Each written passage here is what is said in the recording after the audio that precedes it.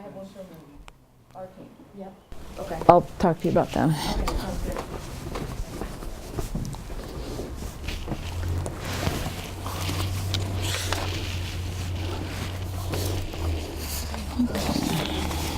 Let's see, it doesn't look like you have any links right off the bat I here. don't even know what we're doing. Okay. Monitoring. Yes. So I'll be short. Yep. I have quite a bit to do Yes. on this one, so Good. you can get away with being short.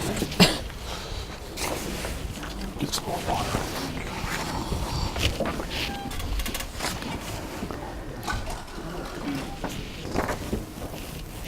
All right, everybody coming back. We're going to start here in 2 minutes.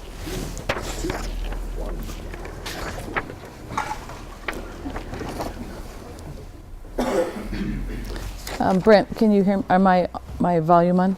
Okay.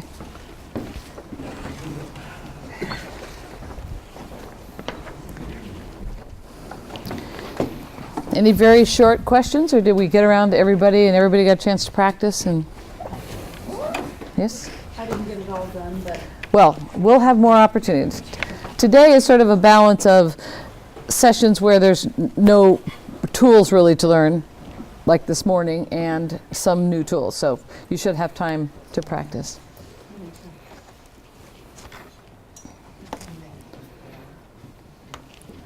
Are you on?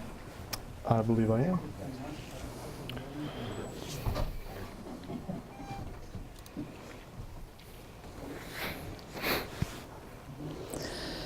Let me start out really quickly here. Is there any questions left from the online audience? Okay. Try to see what time it is. Okay. All right, we're going to start with a section on monitoring. Excuse me.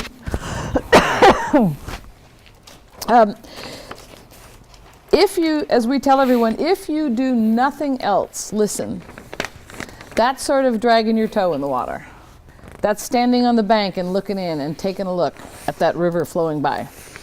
And the reason it's important is because we can accomplish a lot just by monitoring. If I can know ahead of time trends that are coming, rumors that are out there, I can deal with them before they become issues. And that's my main reason for listening. It's the reason we used to clip things out of the paper back when that was our only way to do it. We would have somebody go in the newspaper and clip it out and go, oh, this is a bad article. They're not very happy about this. And then we would design our messaging or maybe our strategy for something we were doing based on that.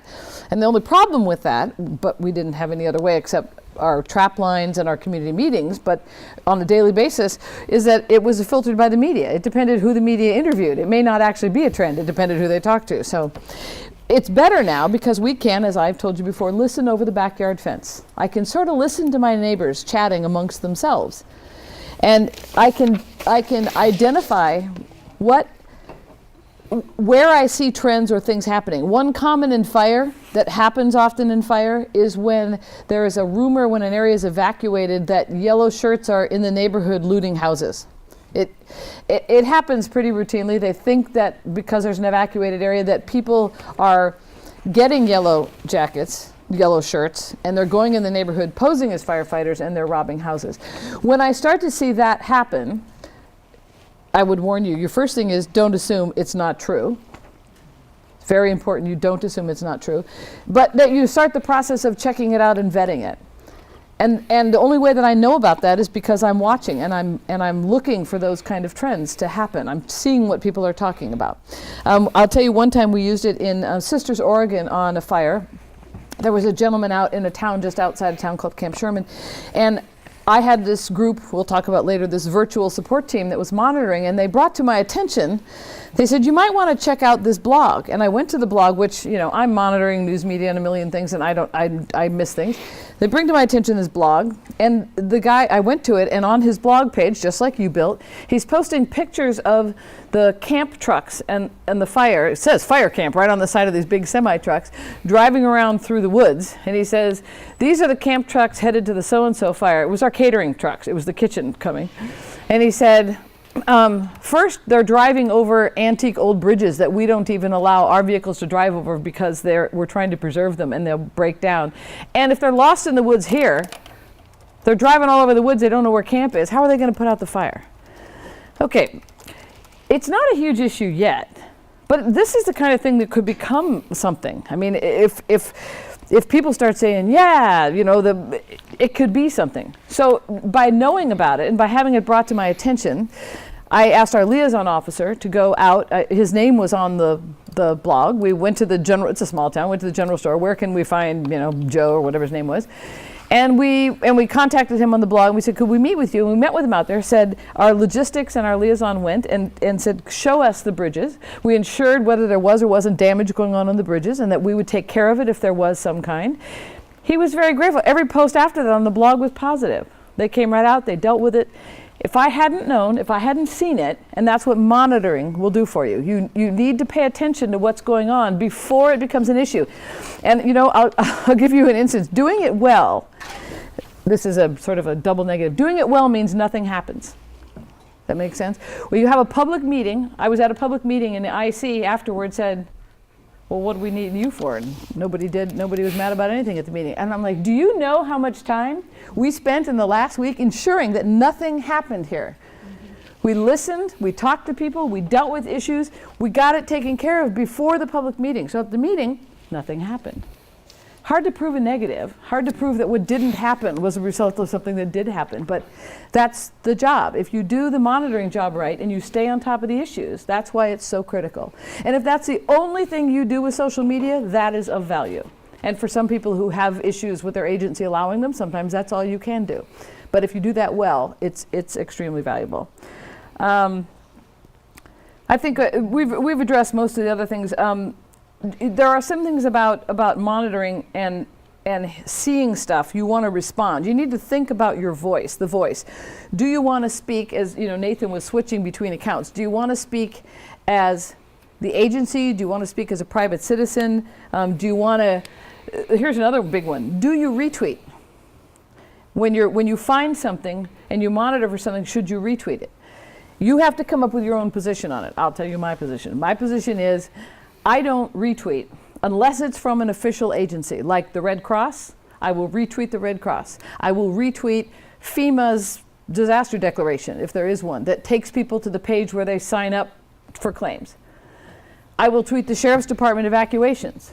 I will not retweet the newspaper coverage of our fire, good or bad. I will not retweet Joe, Betty, whoever's out there doing whatever and saying, oh, these guys are doing such a great job. I appreciate it, but I won't retweet it. And the reason is because when I do that, I'm saying, look, here's a good source. Look, here's somebody you should listen to. Look, these people are, you know, of value. I want them to come to me for their official information. I want to be the source. I don't mean me personally. I mean, I want us to be the source of good official information. I do not want to send them to anyone else to get information about the fire. So I don't retweet. So you need to think about when you're monitoring and all your people are looking at these saying, oh, this is nice, we could read. You need to have some rules about that when you find those kind of things. So I'm going to go ahead then and let Nathan talk a bit. This is a fairly long section about monitoring because it is an important tool, and I think it is the tool that most of you can use without question. No one really sees you do it. It's behind the scenes. So, Nathan.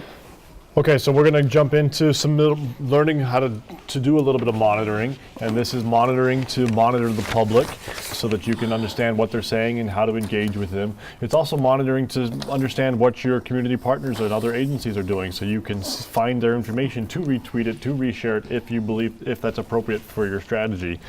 We're going to start off with doing a little bit of repetition on Twitter, how to do searching some hashtags, that type of thing. So we'll get we'll go back a little bit to help bring everybody up to speed.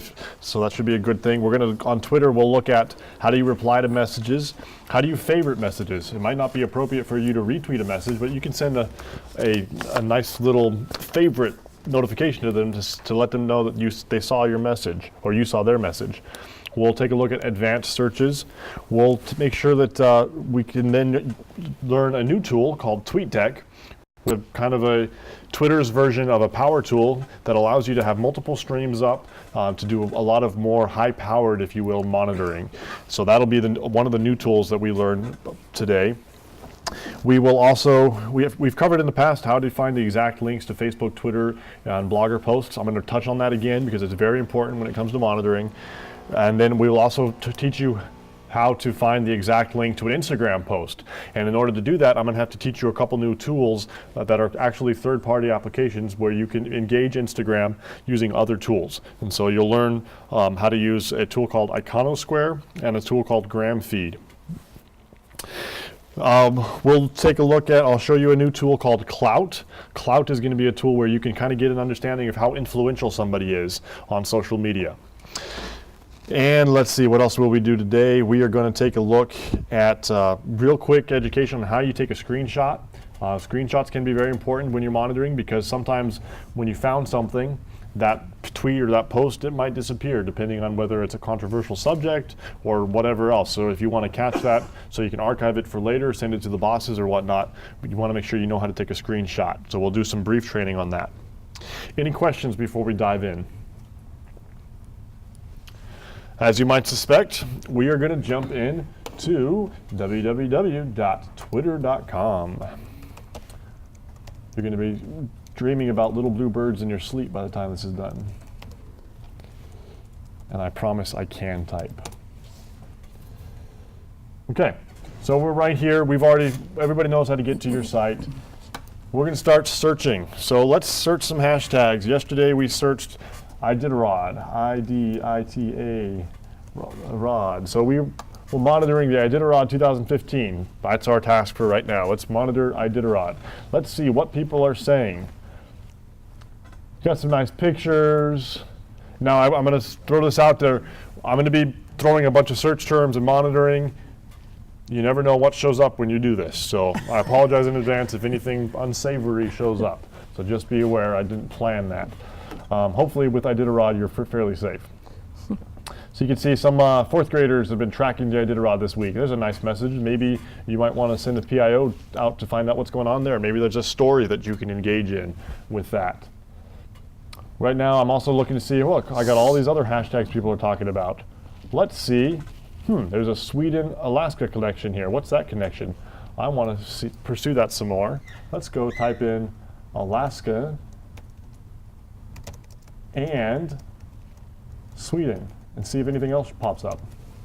Notice this is what is called a Boolean search. You're doing an advanced search right within here. So this is going to find any tweet that's got the first hashtag and the second hashtag.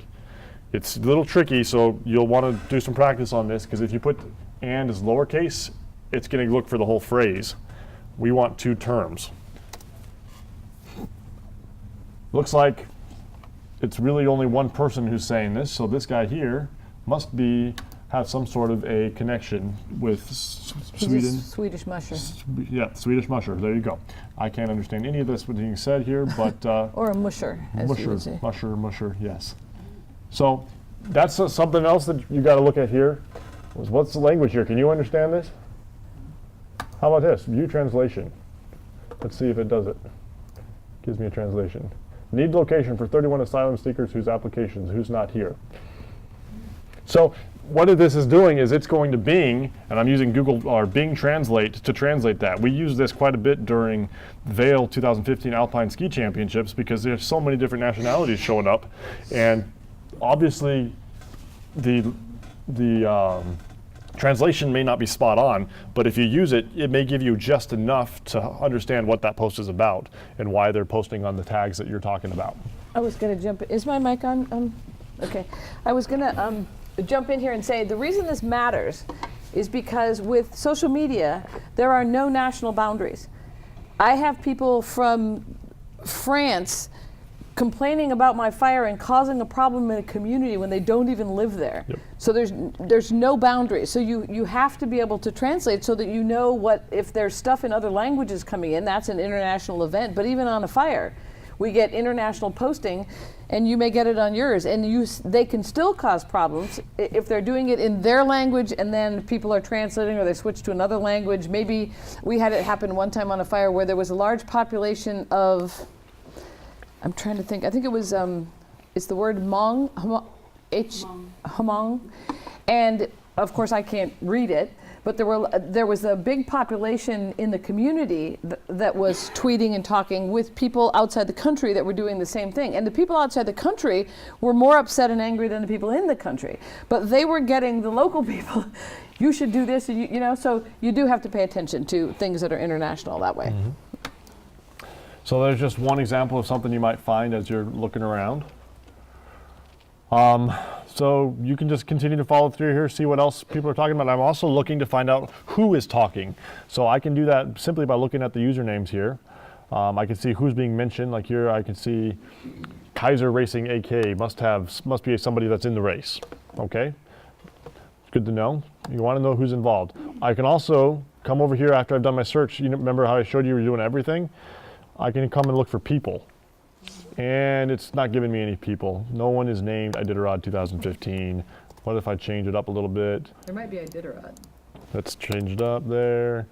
All right, so we got official TV station for the 2015 Iditarod sled dog race. Do you think I want to monitor that channel? Probably. I want to know what they're saying, if they're the official people. That's probably a very important one to keep tabs on. And obviously I can follow right over here. Now, there's this little gearbox over here. This little gearbox opens up a whole new world of options. I can tweet directly to this person, or I can do what's called add or remove from lists.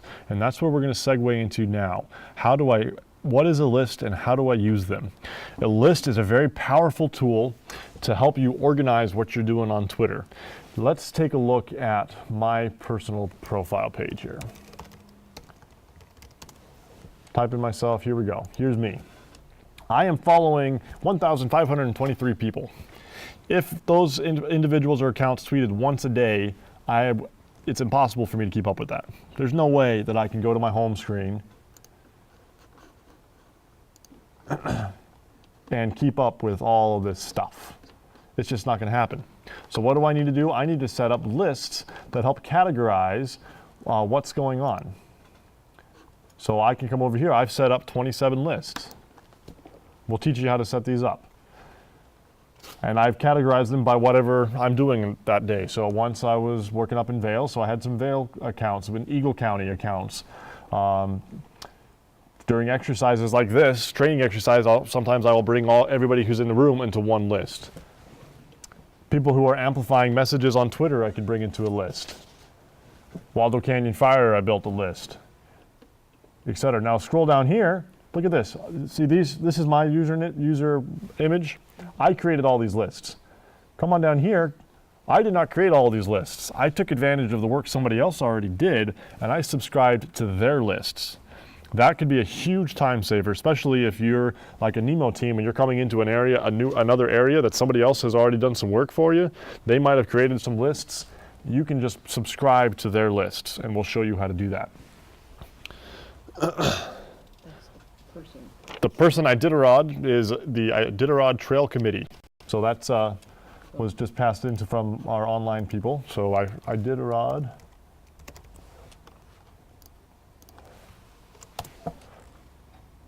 It had to be Iditarod Trail Committee. That's their full name. So the username is this one? That doesn't look right. It might be. I'm not sure I'm understanding that. Okay. Okay.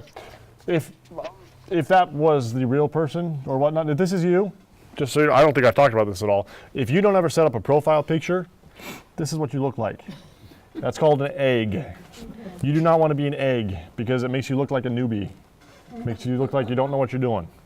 So apologies to Iditarod as to be my example today, but change that up. Change that up so you look like you have a little bit of experience. Correct. Iditarod Insider Team.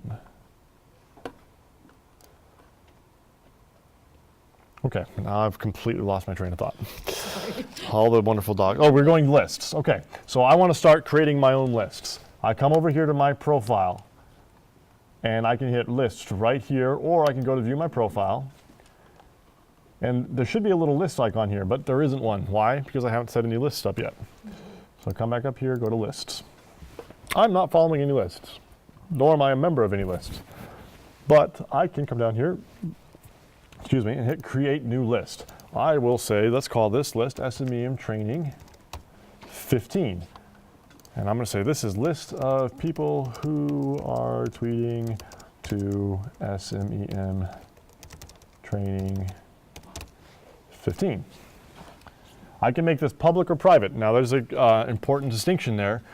If I make this public, anybody else can view this list and benefit from it and subscribe to it. So as a public agency, it's probably a good thing to make it public. If you're trying to track something that you don't want the public to know about for whatever reason, make it private.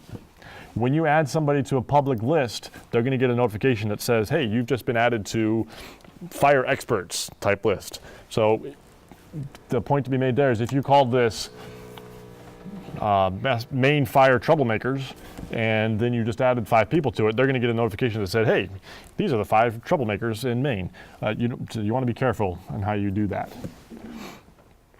Save this list. Oops, names must start with a letter. Okay, I'm not allowed to use my hashtag here. Get rid of that.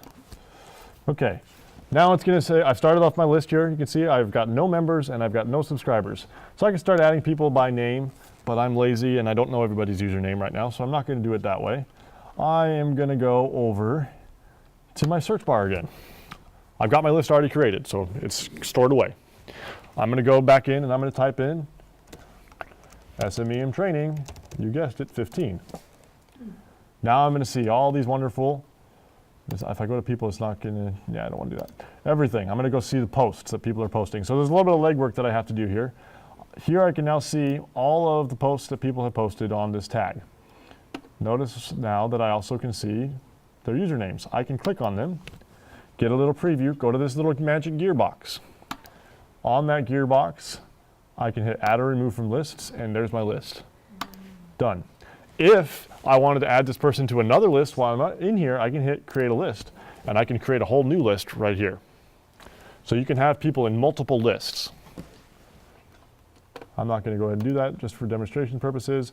Let's add some more people so I have a few other people in this list here. Add or remove from list. There you go. I think I want to add myself to this list. Well, I don't know if I can. I don't think I can. You can't add yourself to your own list. Add or remove from list. There you go. And let's see, did we add you? Add or remove from lists. So there's a little bit of upfront work that you got to do to get these things going. If you're really super fancy, you can use a tool called IFTT. It stands for if this then this, and it will come in and say, you can make a formula, if you will, that says anybody who tweets to this hashtag, I want you to add to this list, and it will automate it for you. That says it's if this then this. A little bit more technical, so I'm not going to even show you that. Do you find that you primarily add people to a list or hashtag? I mean, it would have to be people. It has to be people. These are all people. You can't add a hashtag to this list. This has got to be account. You can use a hashtag to find people and accounts that you're adding to this list, but it has to be people. Okay. All right, so I've added a couple in here, and I didn't do a very thorough job, but hopefully enough to give me an idea of what's going on here. So now you can see I've got my profile here. Now I have a list, and there are 6 members who are a part of this wonderful list. If I click on here, I can see all of their tweets. So now I've taken down my job of monitoring from, say this was on my account, from having to monitor 15,000 people. Now I'm down to only 6. Okay? So that's pretty nice and simple. And you can, that little magic gearbox is where you add all these people to your list. It's very simple. If I was on my home screen and I was just gone through here and I thought, this person should be added to my list because, oh look, they've been tweeting on this tag. Let's go over here and add or remove from list. There you go.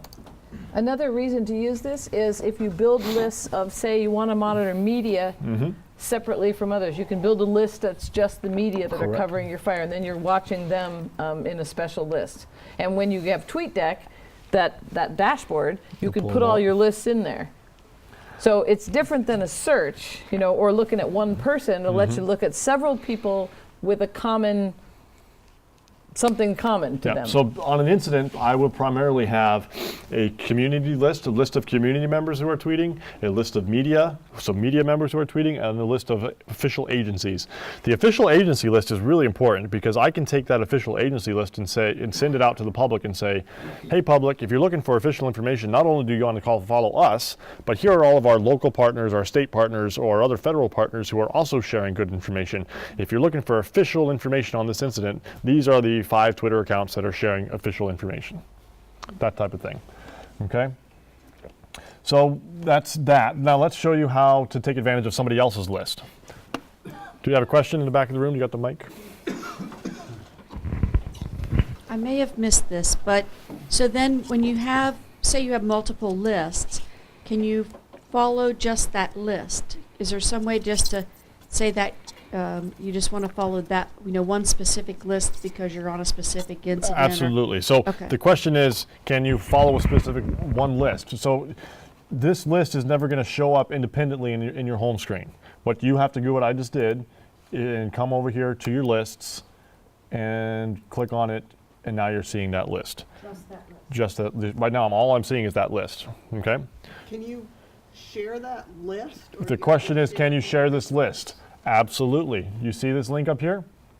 That is the link to this list. So I can copy this. Let's go over to an incognito window so I'm not logged into anything. And I'll prove it by going here. Okay, I'm not logged into a thing. Paste in that list. Voila, it's there. Now, Twitter's going to try to make you sign in, but you don't have to sign in. So this is another tool that you can have under your belt for those people that say, how do I access what you're looking at on Twitter, but I don't want to have a Twitter account? Here you go. There's one way to do it. And not only are you showcasing yourself, but you're showcasing all the other official agencies that are out there. So you can take this list and throw it to this URL and throw it wherever you need to throw it. Okay? Let's talk about, before I get off of, we need to show you how to subscribe to other lists.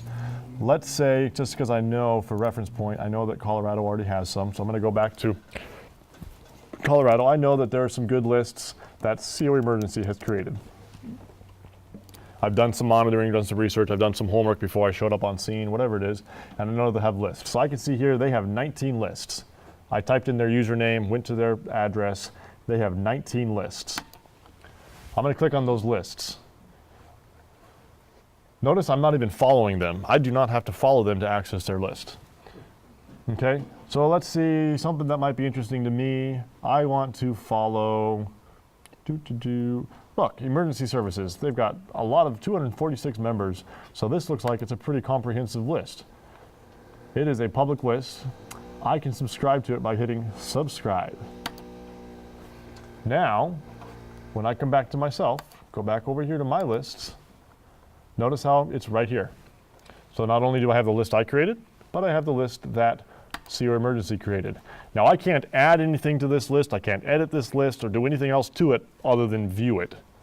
But I just basically given myself 246 official agencies that have been gathered by a different official agency, so I can pretty much be assured that anything that's on here should be coming from an official source. So I've just taken advantage of probably years worth of time and experience that CO Emergency has in developing this list. Now, keep all this list stuff in the back of your minds because we're going to go back to this when we get to TweetDeck and how we actually can implement those. To get to your question again, how do you look at specific feeds? TweetDeck will help you do that really simply. But before we get that far, I want to make sure that we get into the advanced search function. So right up here, we can do all of our searches that we wanted to do. So we did Iditarod 2015. Okay, if you come all the way down here, there's all different search options that you can play with. News is one that they added a while back, by the way, which supposedly it will limit this to what is considered news by Twitter, whatever that means. You go to advanced search, and if you prefer not to do those Boolean searches, X and X, or this or that, or and or whatever, if you prefer not to play with that, you can do some of that up here. So I want to look for all of these words. Alaska, And let's do Sweden. I don't really play with this too much. Let's see what happens if I don't put any spaces in there. But I don't want to see any of the words that say dog. Well, that will give you dog. It'd be the next one down. It's none of. Yes, thank you.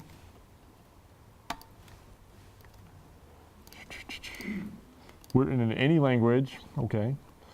I could limit it to specific accounts, or I could mention people mentioning specific accounts. And I could even put a date frame in here. Let's only look for I'd started the 7th. the 7th. So let's go for here to today. And I could play around with these positive, negative questions, include retweets. Basically, positive and negative, it means that Twitter's got this store of terms that it believes are lean more to the positive mood versus the negative mood. And it's very highly inaccurate science as to whether or not it works. During Vail 2015, we were using some enterprise tools during the ski championships and to measure sentiment. And a lot of the sentiment was coming up highly negative. And we're like, why is it coming up negative? And when we looked into the results, it was because people were commenting and using swear words and big words to describe the crashes. Whenever somebody would crash, it would be, they'd be upset or sad, or they'd be disappointed for their team, or wicked good. Those terms would all come up as negative, when really, in reality, it's actually showing good levels of engagement in the event. So take that all with a grain of salt. Let's search that, see what happens. Okay, so I've got Alaska, Sweden minus dog. Notice I could type that in right up here. And it already did that for me. So I can do an advanced search right from this search bar. The next thing I want you to notice is now that you've done all the time to put together this search, let's pretend it actually was a really good search, you could come up to here, grab that link and copy and share it with all your collaborators. And then they can now, and I'll prove it again, go to my incognito window, not logged in anywhere, paste in that search, anybody else can view that same search. So you can be working with a team, you could have done all the legwork and say, these are the search terms that we want to follow these links. And then all they have to do is scroll through. So in theory, you could actually give this link to someone with no Twitter experience whatsoever and tell them, if they have a PIO background and know what to look for information-wise, say, just keep me informed of the important stuff, or we're looking for this alert, we're looking for whatever we're looking for, and they can just scroll through. Pretty simple stuff. Do those things update? They will update, yep. And if for some reason you think it's not updating, you just hit the refresh screen and it'll refresh. How to email a tweet. So I talked to you yesterday about how you get the exact link to the tweet, which is that timestamp right here. Little timestamp, there's the exact link. So I could, if I wanted to, I could copy this URL and send it off, copy it over into my Gmail account or to my Outlook or whatever your email client is, and copy it over and send it to my boss or whoever it needs to go to. Twitter, though, will allow you, not when you're not logged in, gotta go back to my spot where I'm logged in, and it's not letting me do that on here because I probably haven't set up an email account. Let me go to my personal self. Make sure your settings are right. Let's go back in here so we find the search that we were looking for.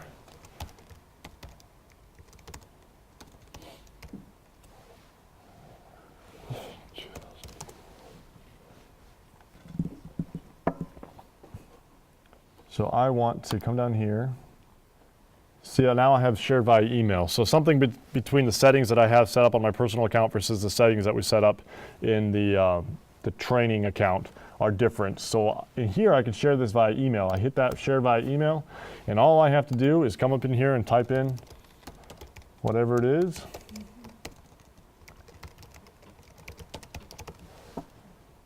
Add a comment, you should know about this. And fire it off. And it's going to fire off to my email account. Let's see. Mine is not doing that. It's not having the email account pop up? Yeah, so I had issues getting the email piece to pop up here. And I suspected because I'm not logged in here, so it doesn't have access to my email account. I went in to my to my training self and tried to do it, and it wouldn't let me either. And I'm guessing it's because I haven't set up the settings to allow it to send emails. I'm guessing there's a setting in there that I just haven't fine-tuned yet. I do want to get into my email account so I can show you what it looks like when it comes through. This is what it looks like when the email comes into you. So you should know about it. I typed in the email and then I said, you should know about this. That's what I added to the message. And then here's the tweet itself. Okay? The nice thing about doing it this way is it preserves all those links are still live. Everything is live within here. I can click on any of this stuff. Okay? All right, so that is that. The alternative is, obviously, to come back in here, find that link, copy that link over, then come back into your email account, compose an email, copy that link in there, and then do something with that. Now the downside to this is now you have to copy and paste the message in here. Or you could just say you need to check out this link. But how many times do you get messages like that and you're like, oh, that looks like it's spam or something I do not want to click on. So you want to add a little bit more information.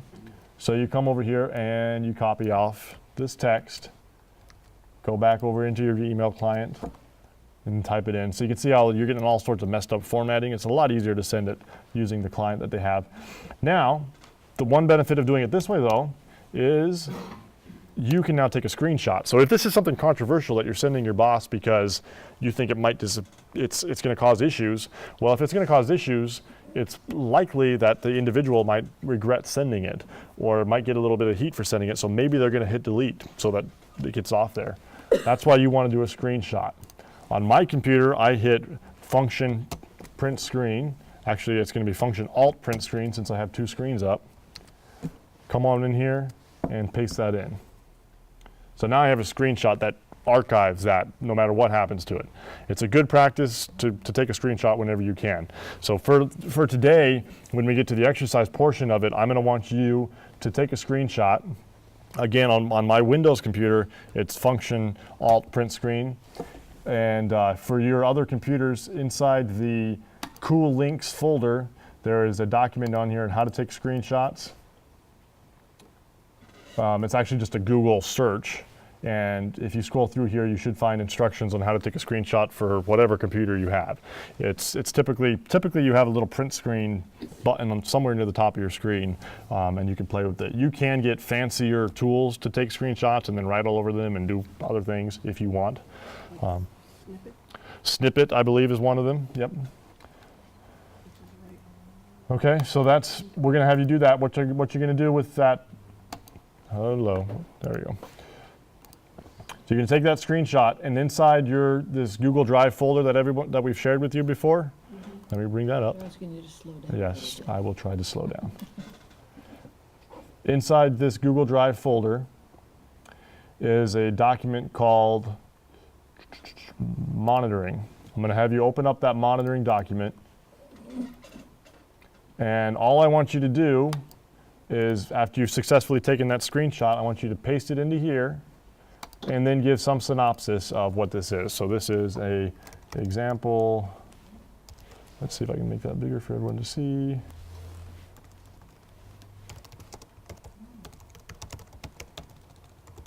Example screenshot of Alaska Tweet I'm worried about. tweet, whatever it is. Really the exercise is to get you to take a screenshot and copy it in. A couple things to keep in mind with this exercise is you want to make sure your cursor is in the box before you paste. Otherwise, it's going to go somewhere else. Make sure also, because we have as many people as we have involved in this exercise, make sure that there's going to be a lot of people in this document at the same time. Make sure your cursor is not nearby somebody else's cursor, okay? So that's part of the exercise training that we'll get to when we get to that point. Okay. We're going till 11:15. I've actually taken up quite a bit of time already. Okay, so let's go ahead and get back to my Twitter account. And we've covered this pretty heavily now. Oh, I want to go into TweetDeck. And I'll try to go slow, but we are coming up. I may end up having to drop some things from this training module because we're going to show how to use this. TweetDeck.com is where you're going to go now. And it's going to pop you into a screen that looks like this, and you're going to want to sign in on the web. Excuse me. I am apparently already signed in, so bear with me while I sign out. I'm going to sign out of this account. And I'm going to sign in again with a different account. So let's go with a clean slate, tweetdeck.com. Sign in on the web. And it's going to be the same exact password that you had for your Twitter account. Same username, same password.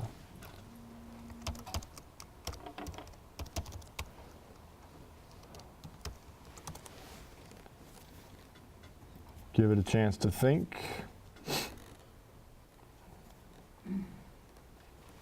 Does anyone else use the SMM Training 15 Twitter account? Right now, only me. Welcome to TweetDeck, etc. Yay! So I've cleared out of that. How to add people to a list already created is a question I just had asked You create one. online. So we've covered that a little bit earlier. Twitter.com. I've already created one list. So let's say hypothetically I wanted to add Rhode Island police to that list. You come over, find this gearbox, add or remove from lists, and all the lists you've created are going to be right here. You simply fill in the checkbox and you call it good. If you want to create a new list, you create the list again. So that's covers that. Let me know if that didn't answer your question. Let me know. Okay, so this is what TweetDeck looks like. Notice how it already set up a couple different feeds here for you. It is setting up for me my home feed for my Twitter account. It's setting up my notification stream for my Twitter account, my direct messages on my Twitter account, and my activity stream. You'll notice that all parallels this right here. Home screen, notifications, messages. What it does for you, however, is it puts it all in a nice, easy to manage view. If you have a nice big large monitor, you'll be able to actually have 4, 5, 6, maybe even more streams up at a time. So you can organize these however you like to monitor. You can remove this one. You can add other pieces to it. So let's say I want to make sure that I'm tracking the SMEM Training 15 hashtag. I can come into here and say plus, add a column. It gives you a whole bunch of different options. In this case, I wanted to add a search term. Hashtag SMEM Training. Look at that, it's already helping me out. Training 15. It gives me a kind of a preview of what's going on. I can click Add Column. Now I have this column in here. The question earlier was, how do I follow a specific list that you've created? You come back over here, come on down to the plus sign, add a column, come on down to your lists. Here's the list that I have. Notice I have the list I created and the list I subscribe to. I can also create a whole new list from right within this program. So for purposes of training today, I'm going to add my SMEM training list. I can edit this if I wanted to do different things, so I can kick people out right from here if I wanted to. Or I can delete the list. We're not going to do any of that. I'm going to say done and add the list. Here you are. Now notice this, in my current view, I can only view about 4 things at a time. So I want to take this and say this is more important than some of the others. I'm going to grab over here and reorganize my streams to however I want to monitor them. So it takes a little getting used to, it takes a little bit of setup time, but once you set it up, you can come in the morning and do your quick monitoring for the day and say, oh, here's a tweet I want to retweet, and you can hit retweet right here. Notice reply, retweet, favorite, all those functionalities that you would have on Twitter natively are right here, and you can just use it much more quickly. You can engage your direct messages back and forth right here. Now, one of the things that we wanted to train you on how to do is we showed you, let's take one of the blogs, ecemergency.blogspot.com. We showed you this yesterday, how you have this widget over here. Let's say you have a list of official agencies and you want to showcase that in just the same format. you can come over here to these streams, and there are a couple different ways that you can set this up, but in this way, I want to showcase this list that I put together. You come over here to this little, I don't know what you want to call this, gear icon thing, and you can come down here to share. You hit share, it's going to give you embed timeline. Click on that, guess what it does? It spits you right back into Twitter, and it gives you all of these details right here.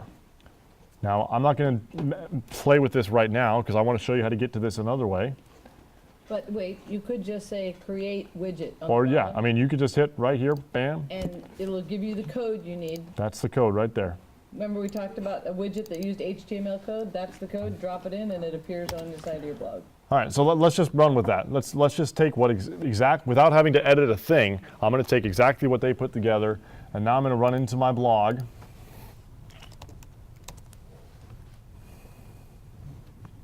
Go back to SMEM Training 15. We're going to go in. I'm going to try to put this on the side, just like we did before. So we're going to go down to layout. I need to add a gadget. So this is where my main blog post is, and this is where all the other tools are going. I'm going to add a gadget here. I need to find the one that has HTML, JavaScript. I'm going to paste in my JavaScript or my HTML code, hit save. Let's view the blog. Let's see what happened. My guess is we're going to have some serious formatting issues. Give it a chance to think. Yeah, it actually worked pretty well. There it is, right there on the side of the blog. That simple. It even gave it a title. It even gave it a title because this is all being pulled directly from Twitter. Okay? Anybody in this room can do this without any HTML coding experience whatsoever.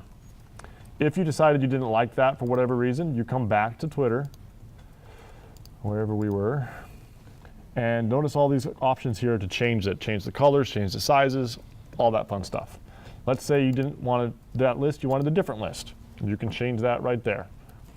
So that's where you find that piece of information. It's now 11 o'clock. I have, what do I have? I've got 15 more minutes to keep going. Let's touch base on a few things. I want to back up to that screenshot piece. Let's say you're monitoring on your phone. So you don't have your computer with you, but you find something on your phone that you want to send. I want you to make sure that you know how to take a screenshot on your phone. Go inside that cool links folder, there's another link down here on how to take a screenshot with your mobile device. On an Apple phone, it's typically going to be, let's make sure I get this right, your power screen. For the benefit of you guys who are in the class, I don't know if you could tell, but if I hit the power and home at the same time, you'll see my screen flash. It just took a screenshot. Okay? Power and home. It takes a little bit of practice. On my Android device, and all of this is listed in this little tutorial, so you can go bit by bit on it.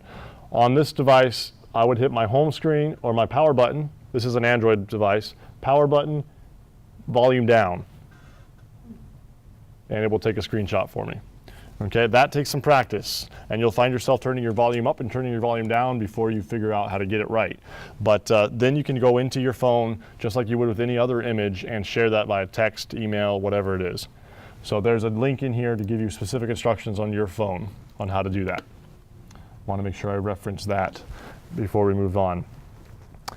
Let's, I'm going to skip over Clout because I don't think that's the top priority.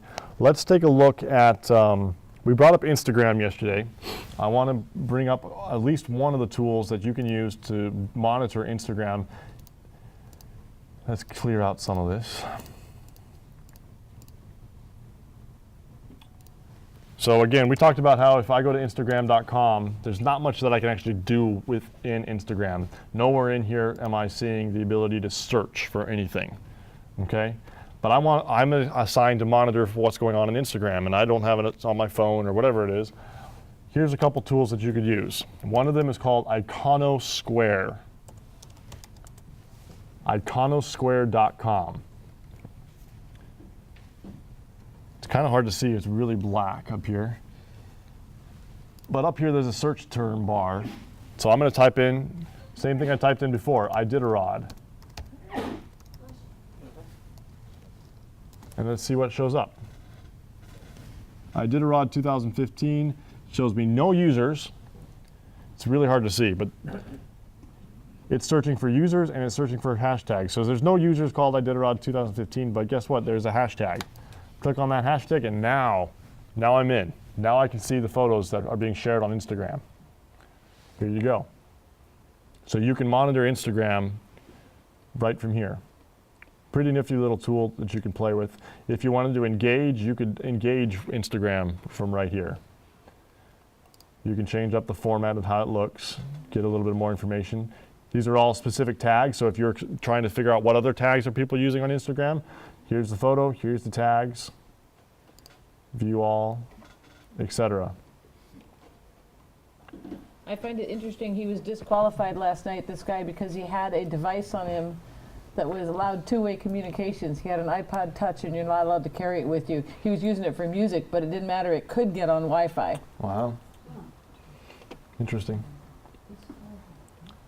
So you can do some pretty robust searches on this tool called iconosquare.com. So go ahead and I will copy this over into the cool links to make sure you have this one.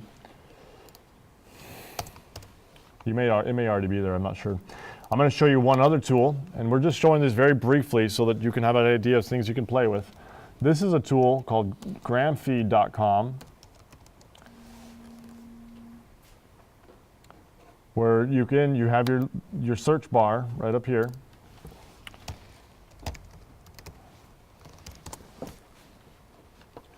And not only does it give me my pictures down here, and this is all searching Instagram again, all searching Instagram, but I also have this nifty little map up here.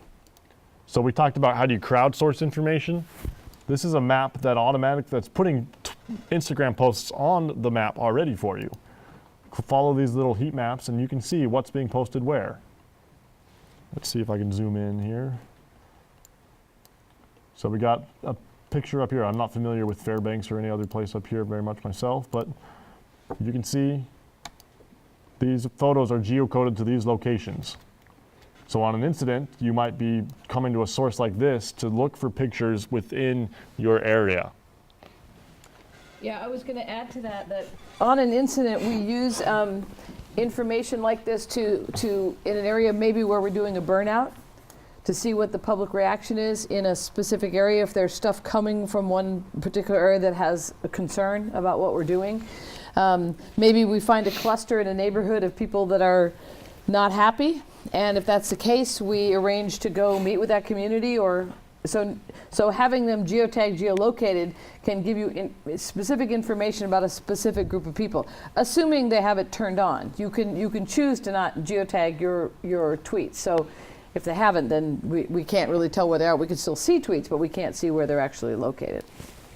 One other tool that I'll show you real quick is a what's called Esri's ArcGIS Public Information Map. So every tool that I've shown you today, by the way, is free.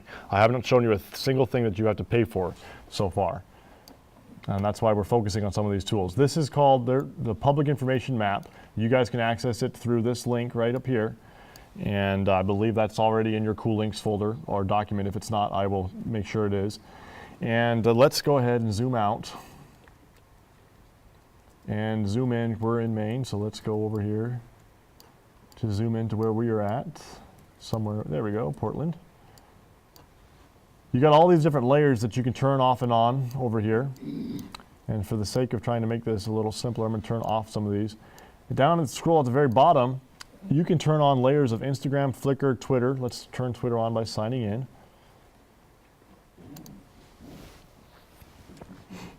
It's going to have to refresh. And I have to go back to where I wanted to go. I could do a search up here if I wanted to.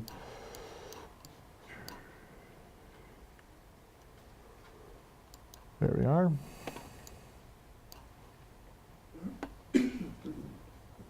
Come back over here, I got to turn my layers on. Turn those back off, turn these back off. I'm going to turn these back on. Look at how it's populating. So you want to zoom into the area that you're interested in. That's us doing all that. And you can start clicking on stuff, seeing what's being said. So let's see, where are we? Where's this hotel at? We're down here somewhere. Keep going south? South on Who knows Highway where our 1. hotel is? Into that row is right there. Right here? Yeah. We ain't got nothing showing up here. That could be because none of us have our geolocation stuff turned on, or it could also be that I know my geolocation has been turned on. It could be pinging onto somewhere else, or it's just taking a little while to load. Looks like it's just taking a little while to load. Can you make it search by, with Instagram, Flickr, Twitter, YouTube, by a subject? Like people who are hashtagging? The question is, can you limit the search to a key term? And I do not know the answer to that. My guess is based off what let's see here. If I click a gear icon, whenever you see a little gear icon, don't be afraid to click on it, because I bet you, haha, I can search terms. Let's see if we type in SMEM training 15, if it will show us anything. Because I know that I've purposely geolocated some of my tweets to show up somewhere. Now, would this show the location where we are, or the location of the servers, or? That's a good question to ask. The question is, where are these data points pinging to? Are they pinging to where you are physically at?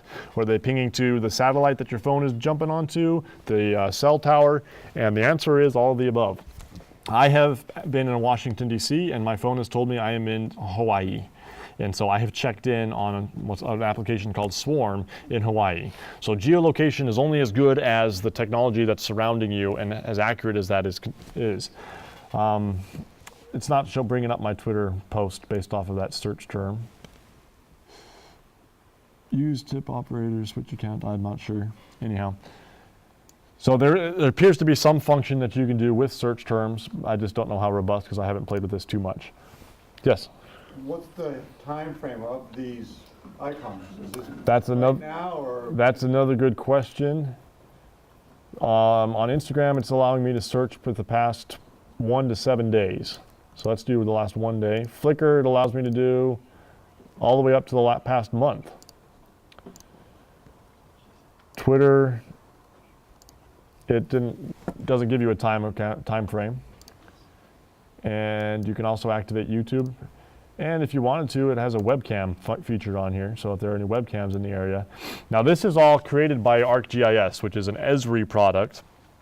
So these layers are created and pre-populated by Esri. If you know more about maps and whatnot, you could in theory build your own map and bring in whatever layers you wanted in. That's going to take a much higher level of expertise than I'm able to offer you today. I'm just trying to share with you a free tool that you can use to get a starting point. When it comes to geolocation stuff, there's all sorts of vendors will be out there to try to sell you products that say, I can help you monitor stuff within this geolocation, and it's going to cost you a high amount of money. You need to be really careful. It might be really valuable, but the actual number of people who are using geolocation and using it accurately to the right location, the statistics are really low. The Pew Research Center has put statistics out there that say about 30% of social media users have used geolocation.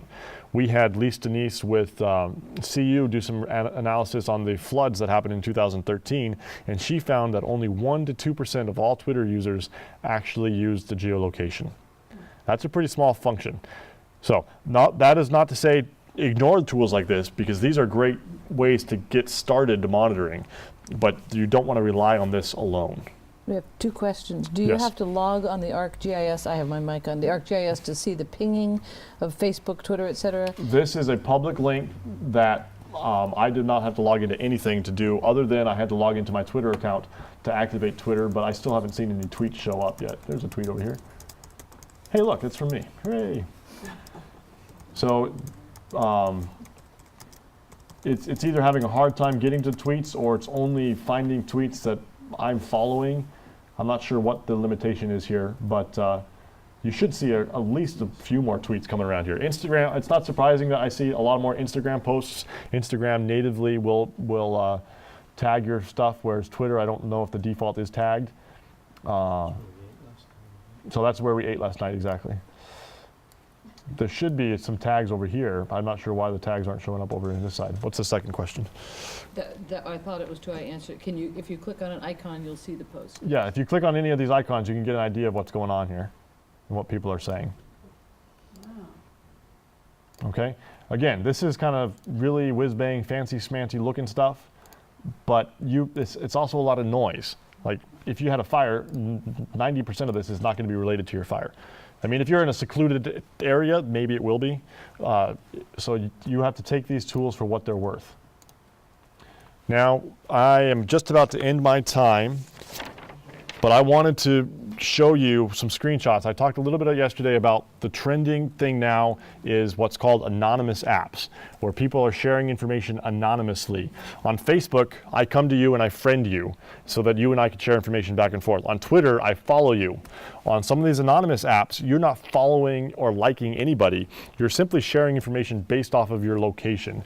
Yik Yak is one of those tools.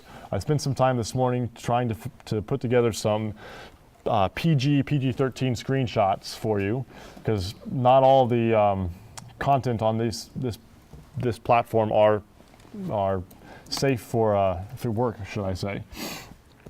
But it's an emerging platform that people will use to ask incident-related questions. They're not asking it of you per se. They're asking it of their peers who happen to be whoever is within the 1.5 mile radius of them. So within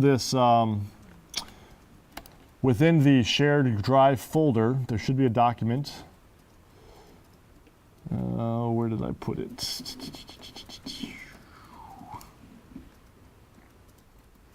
Well, I thought I threw it in here.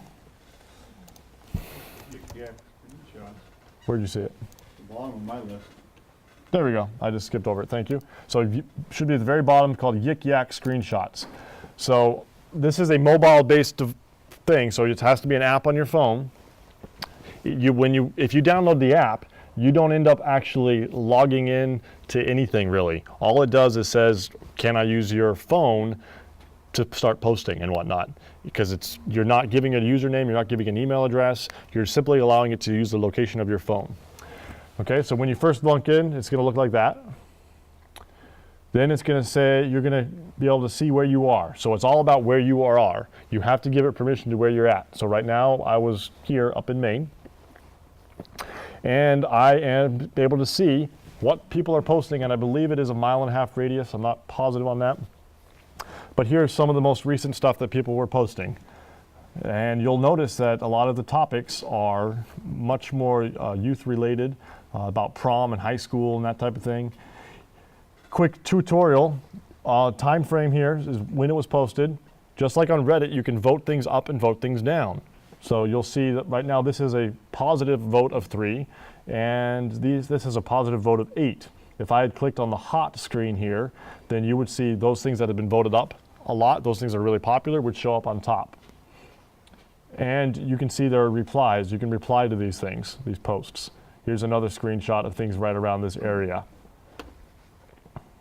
Notice that you have this little peek option. What that does is your home screen is based off your location, where you are right now. If you want to see what's happening in some other area of the world, you have to hit this little peek icon, and then it takes you to this screen where if you've peeked into other areas, which during the Vail ski championships, I was peeking into Vail. So I have my saved peaks over here, and then it's going to try to give you suggestions about where you want to peek and whatnot. What that does is then if you click on this little magnifying glass, you can search and you can type in whatever address you want. It's going to ask you, it's going to suggest a pin. So I typed in Anchorage, Alaska, and it's going to suggest this pin. Do you want to search right here? I click the pin and it says yes, and now I can see what people are saying in Anchorage, Alaska. Here's the catch though. Yeah, like I said, not everything is PG, okay? But I can't communicate with anybody here. I can communicate when it's in my area, but when I'm peeking, all I can do is watch. I can only watch. So can you define what is the purpose? What would you use a tool like this to accomplish? What would the same thing that I would use on Twitter, Facebook, I'm monitoring what people are saying. So if there's a fire in these areas, I might anticipate that the students are going to get on here and say, Where can I get information about this fire? Or I need to evacuate and I can't, or I left my dog here. This is where the younger crowd is going to go post this stuff, their questions. Whereas it used to be Facebook, it used to be Twitter, now it's these anonymous apps. So you're saying if it appears on this page, you're looking here because it's unlikely to appear somewhere else. Correct, absolutely. I'm looking here because this is a totally different audience than otherwise might be on Twitter or Facebook. Absolutely. Here's an example of how you can respond to somebody. The difficult thing that we in emergency management have to figure out is, unless you have a warrant to go find the phone that's connected to their account, this really is anonymous. And so if somebody says on here, I need help, how do you help them? Yeah, what do you think of that example here? Reply. You can yes, question. I don't understand the purpose of this site because you're not communicating with anybody. You're just posting your feelings or your thoughts about a subject. Well, what do millennials do? What do millennials and those younger than millennials do? They post their thoughts and feelings about a subject somewhere. And when your incident happens, they're going to post their thoughts and feelings about that incident. So it's just venting, really. Well, it is venting, yes, absolutely. A whole ton of this will be venting. But are you on your incident going to be able to find people that are disgruntled or issues that are coming up? I am willing to bet that yes, you are. I'm willing to bet yes, you are.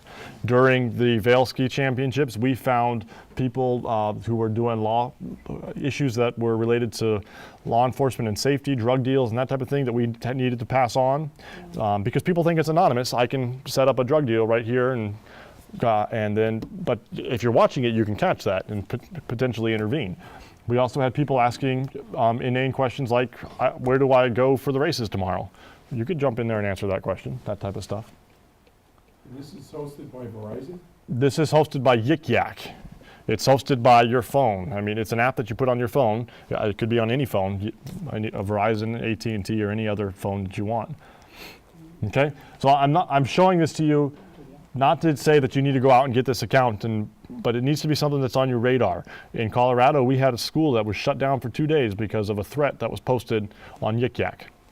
Yik Yak is just one example of a anonymous app that you need to have on your radar when you're monitoring. That's the whole point for bringing it up today. I know that I have shared a lot of tools. Your brain may be frazzled again. We gave you a little bit of a quieter morning, but we wanted you to be able to hit some monitoring today for this afternoon, or we're not in the afternoon yet, for the later morning portion. What do we want you to do now? So for the exercise piece, I want you to try your hand at setting up a TweetDeck account. And remember, it's very simple. You simply go to www.tweetdeck.com and follow the prompts and instructions. It's very, very simple. Let's blow this up a little higher for everyone. If you find out that that's too complicated for you and you don't want to go that far right now, just search Twitter. Practice searching Twitter. Practice searching for the hashtag SMEM Training 15, or if you are sick and tired of hearing that, maybe something in your community, try something different, and then share and retweet some posts that you found. If you share and retweet to this tag, we can see what you're sharing and be part of that conversation. I would also like you to practice and learn how to take a screenshot on your computer. If you want to get adventurous and try taking a screenshot on your mobile device, you can go ahead and do that as well. Remember, the tutorials are in the Cool Links document, the Cool Links folder that is in the Google Drive. So if you have questions there.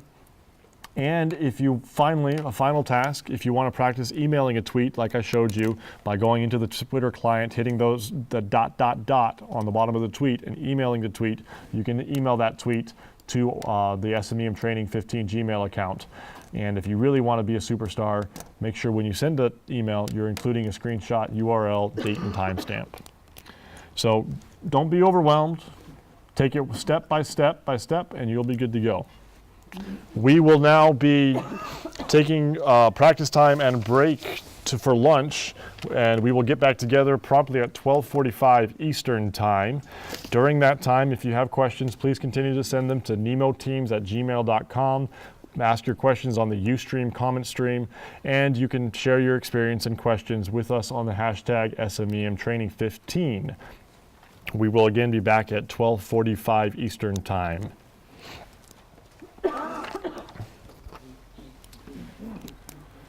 Believe it or not, I did skip on quite a few things.